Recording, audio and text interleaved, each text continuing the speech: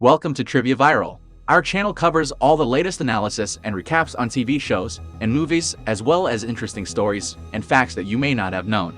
So sit back, relax, and subscribe to our channel if you have been enjoying our videos so far.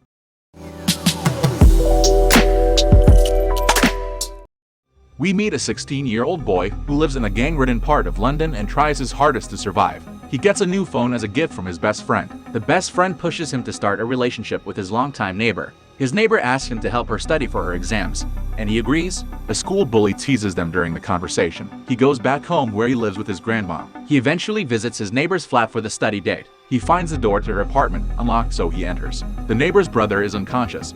A group of masked men leaves the neighbor's room, having assaulted her and recorded the whole thing. He flees home and tries to call the police, but the criminals are following close by. They are trying to catch him. After being hit in the head with a weapon, he is knocked out into a coma. He wakes up 10 days later in a hospital bed with his grandma beside him. His mind is completely changed. Eventually, he is told that pieces of shrapnel from his phone are lodged in his brain from when he was injured, and the bullet hit his head. The doctor thinks that removing all the fragments from his head would be risky, so they're left in. After recovering, he starts to hear phone calls and can see digital signals. This means he can hack into any device just by using his brain. This video is sponsored by QD. QD is Asia's largest platform for students, tutors, and coaches to match up for lessons. Sign up at QD today.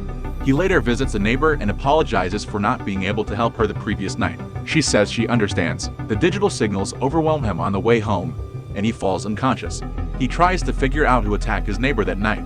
Apparently, the cell phone of the bully was briefly connected to the Wi-Fi at his neighbor's house. He tells his friend that he thinks the bully might have done it. He meticulously dives into the data of his schoolmates' phones and finds a video of his neighbor being assaulted in the bully's phone. So he causes the phone to explode. He tries to confront the bully later at a party, but his best friend stops him. His best friend still doesn't believe that the bully did it. By this point, the neighbor has become extremely depressed. He is her only hope. The bully and his gang appear downstairs during a visit, and that causes the neighbor to become sad. He targets those who he believes were part of the assault. He sends the bully threatening texts and stalks him and his gang using his newfound powers. He messes with the electronics at their homes and even records one of the boys doing incriminating activities.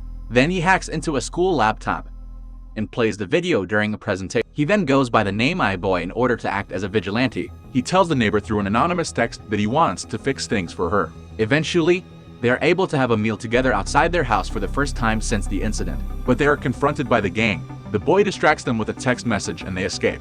When the gang hijacks a car, he hacks the system and keeps them locked in. He threatens them via the car radio until they reveal the name of their leader. Then he lets them escape before blowing up the car. He goes to their leader's house and raids it, but finds his best friend hanging out. He destroys their electronic equipment and steals their substances. He then plants the drugs in the homes of the gang members and alerts the police. Eventually, the members of the gang are arrested. He drains the leader's bank account. The leader is contacted by his crime boss, who demands he figure out who's been messing with their operations. Now the boy is using his powers to steal drugs and post about his activities online. Eventually, he gets a ping from a drug deal between the leader and the crime boss, and he tracks them down using a satellite. He uses his powers to quickly learn martial arts before taking out some of the thugs. But after burning the substances he finds, he is trapped and beaten severely by members of the gang. He barely escapes from the gang. He struggles back home but misses his exams. The neighbor is disappointed in him since he promised they'd take the exams together. When he gets home, his grandmother is held at gunpoint. The crime boss demands that he hand over the money that he stole if he wants the grandma and the neighbor to be safe. Interestingly, his boss knows of his powers because his best friend fed him information for money. He wants to make money by using the boy's superpower, so he reluctantly agrees to help the boss after seeing a video of the neighbor being held hostage. He is driven to the location where the kidnappers are and is able to sneakily call the police. But when the police show up at the kidnapping site, they cannot find anything, and so the criminal escapes. The neighbor manages to get a weapon from the criminals who kidnapped her, but cannot escape before the boy and the boss arrive. He loses much of his powers since he was severely beaten, but he uses what little he has left to explode everybody's phones. But the crime boss manages to throw away his phone before leaving the area. He tries to subdue the criminal with the help of his neighbor. When his neighbor is punched by the boss, the boy becomes so angry that he sends out a pulse that causes all of them to pass out. He regains consciousness a few days later in the hospital with his grandmother by his side. When the boy is released from the hospital, the crime gang is gone. The neighborhood is much quieter now. He meets his best friend who has betrayed him.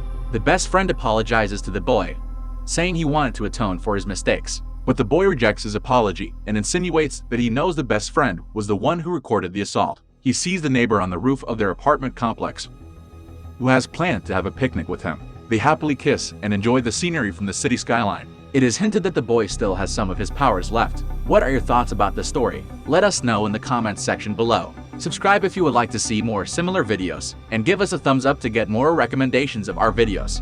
Be the first to watch the latest videos by clicking the bell icon. See you on the next video.